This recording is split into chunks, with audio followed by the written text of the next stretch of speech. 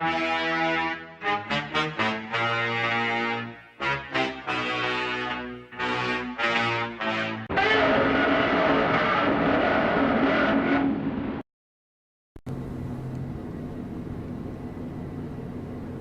ladies and gentlemen, how's it going? Screezilla here and I hope you're all well. And Dev Server 2.0 is up and live. And we have got a couple of new additions. First up, we have the G91R4, premium variant of the G91 series, of course, the later variant, and it is the Portuguese plane. Main difference is you get sidewinders on it. Of course, your regular tech tree doesn't, but your premium does. So, you know, if you want to have a jet that has sidewinders in your regular tech tree 9.0 lineup, then yeah, you can't. But of course, the G91YS does get sidewinders. It's a relatively quick jet. It will be okay. It's got the 30mm cannons, but it's not anywhere near as good as the rest of the top tier jets, so to say. So yeah, that's a thing that has come out. So let's just take a quick test flight of this baby. And we'll take some sidewinders. So you get 4 sidewinder missiles. You've also got the option of Nord missiles, which are your I think they're the air-to-ground missile.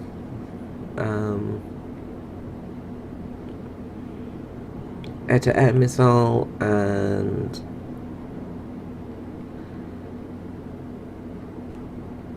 I'm not actually sure. These are air-to-air missiles as well, the Nords, so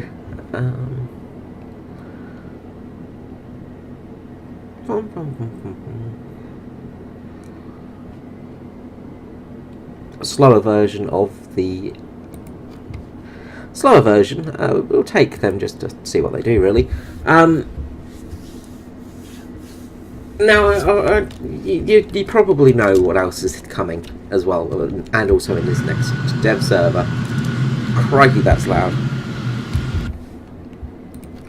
Of course, being the dev server, nothing is optimized for it, for things. But there we go. Controls, lock on, and fire rockets. Control, yeah, that's good. So, one thing that is on this is really cool paint scheme. Of course, this plane is a beautiful plane. I do love the G series.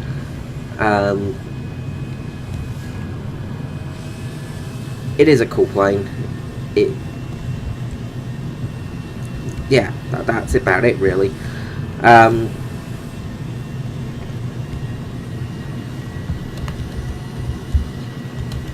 Of course, having the Portuguese variant in-game is kind of interesting.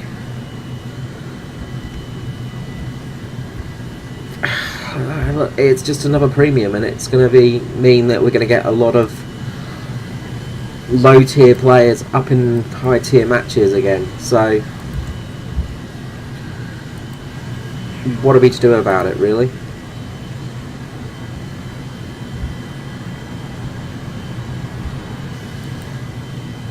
Well, that's a bit disappointing.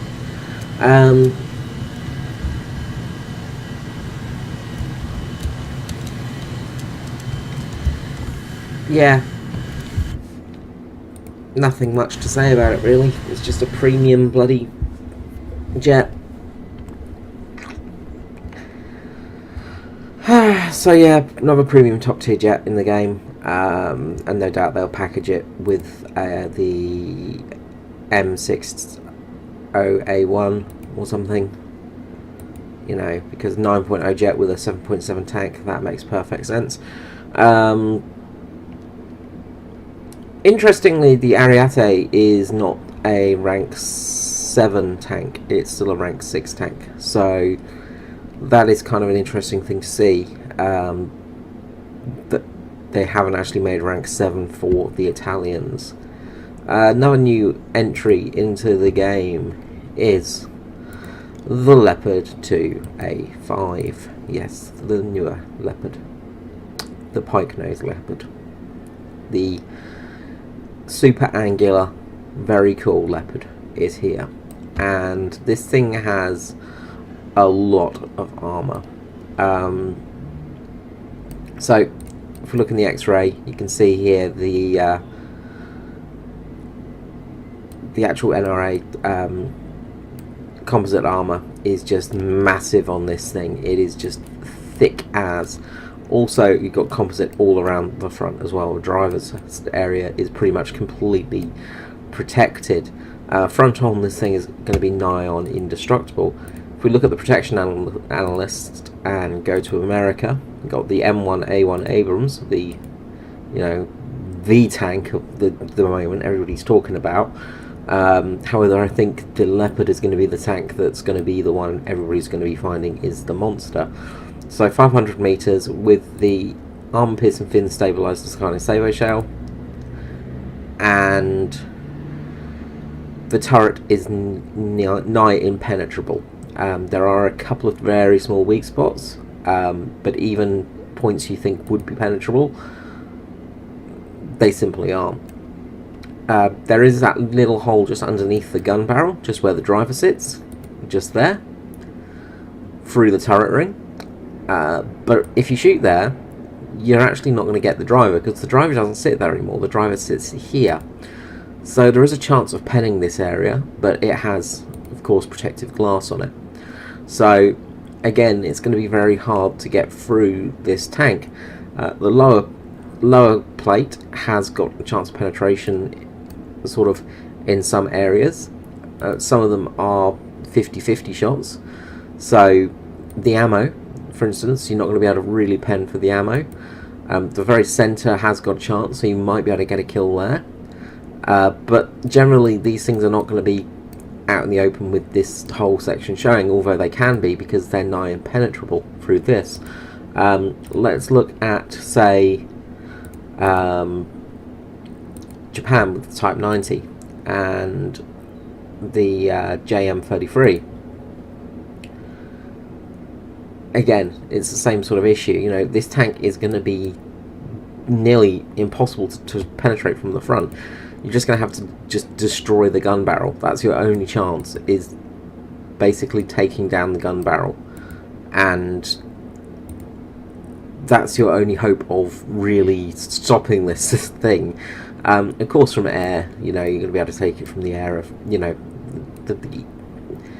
The top protection is quite low. If we just get out of analysis quickly, you can see top protection is only around about 23mm in certain points, and there's no composite on top, of course. So planes are going to be able to penetrate this. But from the front, this thing is going to be the new monster. If we compare that to the M1A1 Abrams, for instance, which is, again, a very, very good, strong tank. Armor, protection analyst, and if we take out the Leopard 2A5 with the DM33, same distance, the Abrams is screwed. It can be penetrated. The turrets can be penetrated. Now, of course, the shell does lose a lot of velocity, so you're not going to probably get instant kills, but there are lots of weak spots you can go through on this tank. And the actual shell from the Leopard is actually going to be able to penetrate the Abrams. And this is going to get a lot of American tank enthusiasts very unhappy, because they're going to be, well, the M1A1 Abrams is the best tank in the universe, yada yada yada. The main thing is this is a standard M1A1 Abrams. This hasn't got any additional add-ons. There's no add-on armor. There's no depleted uranium armor on this thing yet. There's no packages yet. There's no combat packages, and that goes for all of the modern tanks. These are just the standard tanks. They're not modded upgrade packaged tanks yet. Of course, that can all change later on down the track, but for the current time, that's what they are. I guess really the only other thing I wanted to talk about really was aviation and helicopters. We've still got helicopters. We've still got the sort of quite modern helicopters and things like that, but we haven't got the full modern helicopters. And aviation, we've still got, you know, jets from the 1960s and 70s. You know, we haven't got really modern jets other than Japan, and I guess Italy as well. The G91 was in service for quite a long time, but there's no real modern air vehicles, so that does make things a little bit iffy. Then also the other thing I wanted to talk about today was just the fact that the regular tech tree variants of jets aren't getting the new toys. They're not getting defensive measures, they're not getting flares. If we look at the vol-2, the Israeli Defense Force variant, you're getting the Sharif missile. Now, you haven't got chaff or flares, but you've got an air-to-air missile on this thing.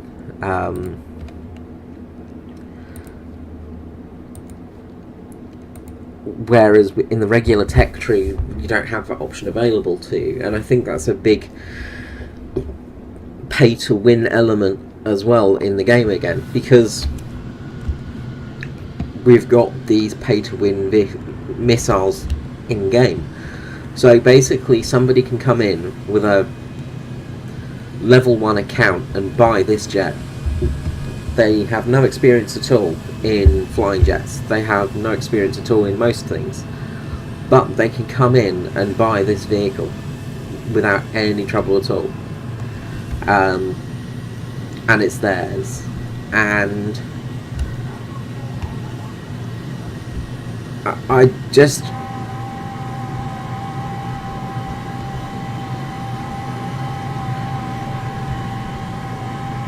don't feel that it is very fair that you can actually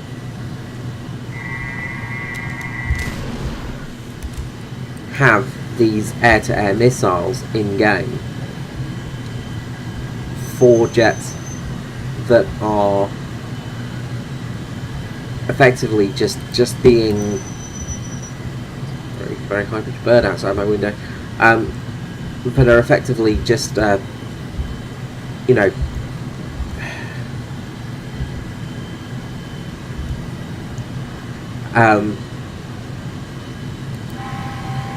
that are really absolutely just a pay-to-win mechanic, you know, because your regular tech tree variants don't get this. So how is that fair? You know, how is it fair that there is a jet in game that you've got that does not get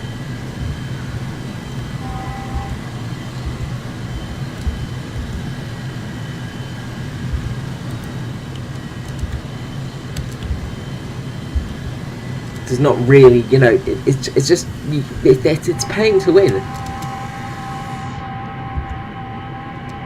You know, it is just so ridiculous that, you know, you can actually go and buy jets with these rockets on, these missiles, you know, whereas the regular tech tree variants, the variants you grind for, don't get them. You know, the vol-2s are 9.0. Both variants are 9.0. And they don't get the missiles that the Israeli Defense Force one gets. Now, of course, historically the Israeli Defense Force used these a lot longer. The French retired them. However, they did use these as test beds for missiles, so they had the options available to them. The F-84, for instance, as well, had air-to-air missiles available to it. But, you know, again, it's something that will not get them, because it would push it up to a higher BR. The Mystairs, the 9.0 Mystairs, you know, jets that you may already have, you will not be getting air-to-air missiles on. And it's really unfair for people that play jets, you know, because you've got, effectively, you've ground for top tier of jets, and you've got to grind one more to get a jet that has the capability of air-to-air missiles. And in some nations, you know, it's sort of, you know, you're not getting them instantly as well. You're having to grind out for them. You're having to actually, you know, basically they're the last thing in the tech tree research that you get. So you're going to need to spend, so what, 25,000 research points, 28, so that's 62,000 research points, so that's about 90,000 research points.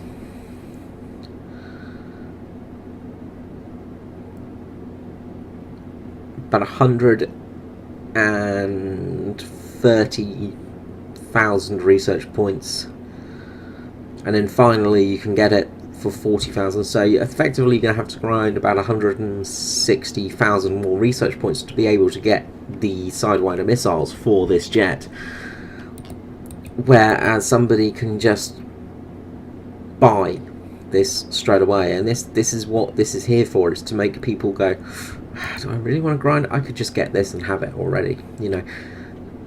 It's really, really unbalanced, and it is a real pay-to-win mechanic. You know, it's a bit like when they introduced the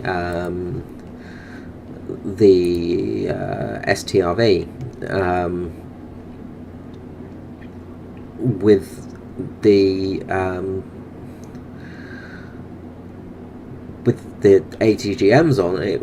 It's a pay-to-win mechanic technically. You know, the 6.7 tank with ATGMs, it's, you know, you've got it there and then. You've basically got ATGMs at 6.7.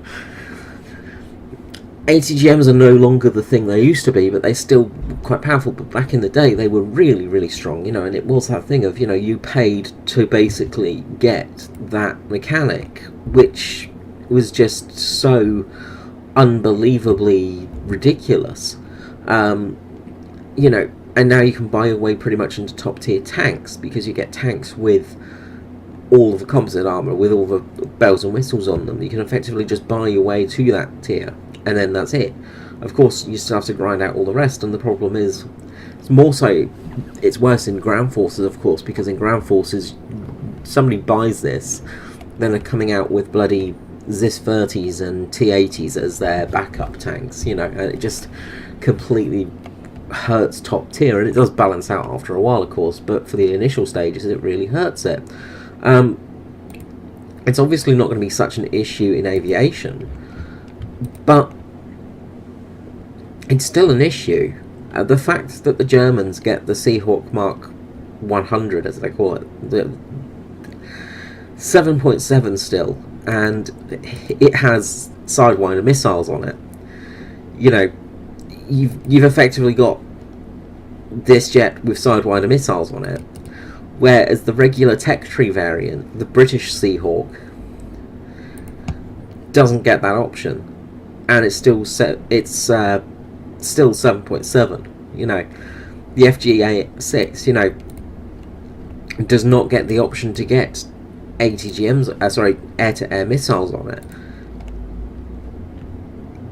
It just has, you know, a regular standard rocket on it. It makes no sense. It's really greedy and really pay to win, and really shitty of Gaijin to do. This is the kind of thing that it basically turns players off of this game. This is the kind of thing that makes players not want to play. The Sea Venom, for instance, if we look at it, it doesn't get any options of any extra missiles or attack systems. However, it has got the radar on it. So, you know, you've got radar on there, great. But the Sea Venom is a terrible, terrible plane. It's uncompetitive at its BR. But it's got radar, whoop-de-bloody-do. You know, like, you've got radar, so that's something. But with this radar, what are you going to be able to do with it?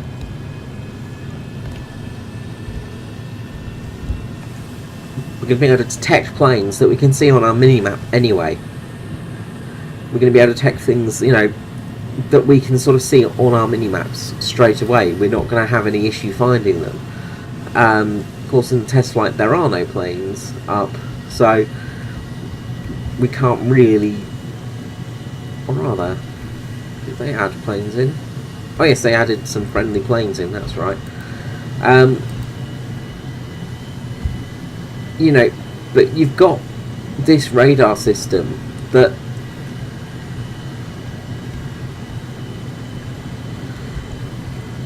allows you to see planes. Great, but we've got a mini-map that already does that. So what's the point in this?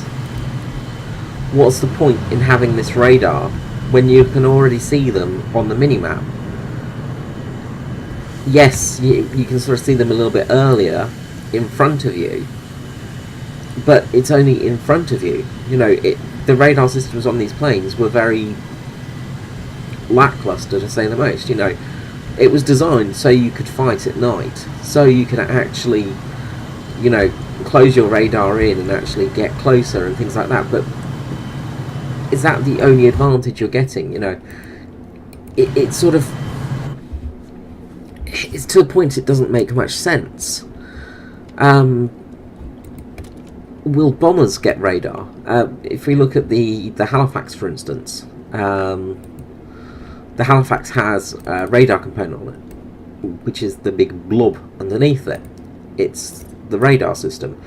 Will we be getting radar on these things? Will we get radar guided bombs? Will we get radar will we get more interesting radar in the future? Who knows? But it just makes no sense being sort of included when it really isn't that useful, like, for aircraft. You know, it's cool to have, but it's not going to be this huge, amazing game changer. Take out the F3D, for instance. We've got Tiny Tims, great. You know, we've got some rockets that we can use on it. Awesome. But how's radar going to help with that?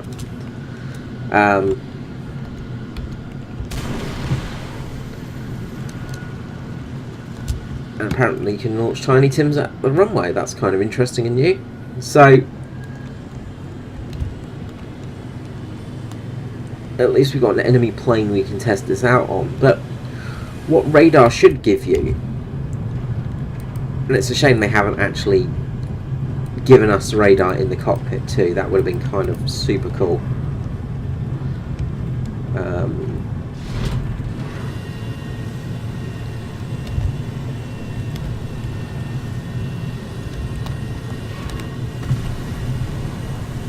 We'll try not to crash with takeoff next time. I'm too busy trying to look at things for the radar to do.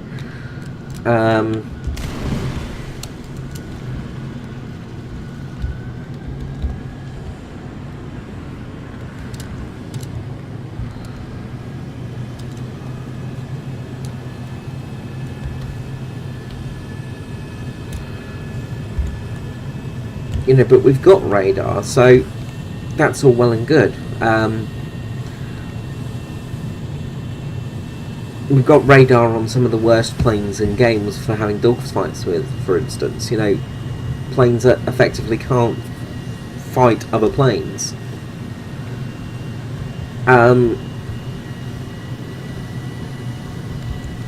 But how's it going to help us? You know, how is the radar going to be an effective aid for us in this respect? Will it actually give us radar-assisted gunnery? You know, is that something that they're going to add? Because that is something that should be added. A lot of the guns of the time, the machine guns and things like that, had radar-assisted aiming to it, just to really help make it a bit more accurate. How's this going to help? You know, We've got a radar that's capable of doing up to 370 kilometers. But how's that going to help in maps that are only around about, 50 kilometers in length, sort of thing? It's, as I said, it doesn't really make any sense. And as you can see, we can see this plane on the minimap anyway. Let's just turn our radar off. We've already got it on the minimap. So why do we need the radar? What use is the radar to us right now? It doesn't add any extra aid. It's going to help in ground forces, for instance, where you don't have planes appearing on the minimap. You don't have planes appearing with big, lock-ons like this. But in Air RB, it's not really going to help that much. So we'll finally get close to this MiG-15 eventually.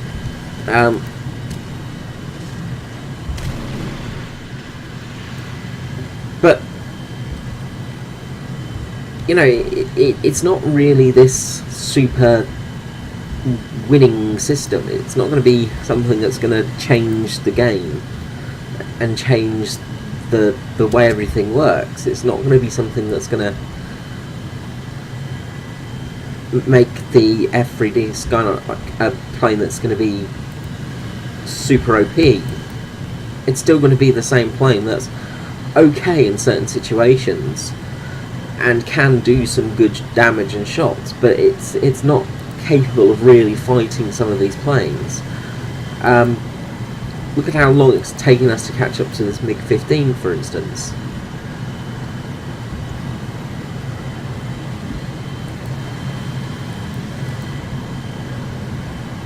And we've got it locked on with our radar.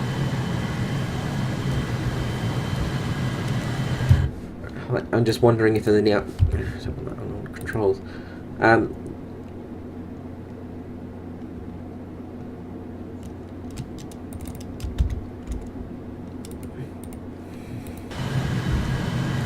There we go. Okay, so the only thing we get is a lead indicator. So that's kind of neat and nifty, but is it going to be that much use when you're in a real dogfight? Because right now this plane is just stationary, so it's not that handy and helpful.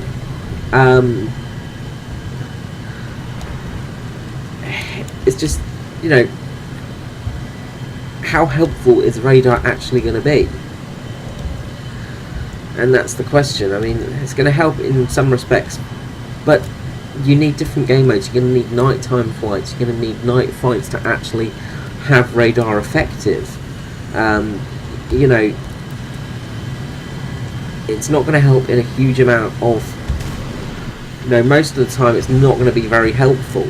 It's just, yeah. What does it actually bring to the table? That's the big question, I guess, and it really is not much.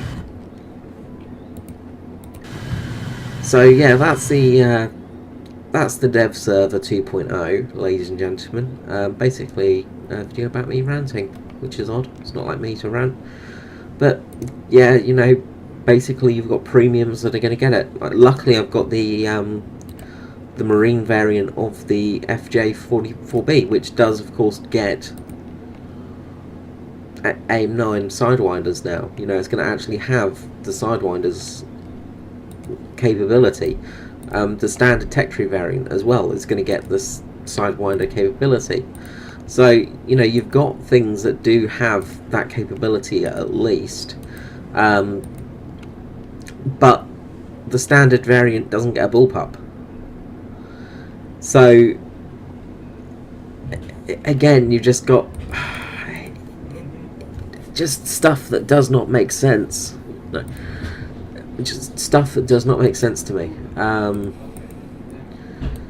It's just really, really daft, and they're going to have to change jet fights so planes with lock-on don't fight the same ones. So yeah, I don't know. We'll see what happens. Anyway, this is me, Scree, out. Bye bye.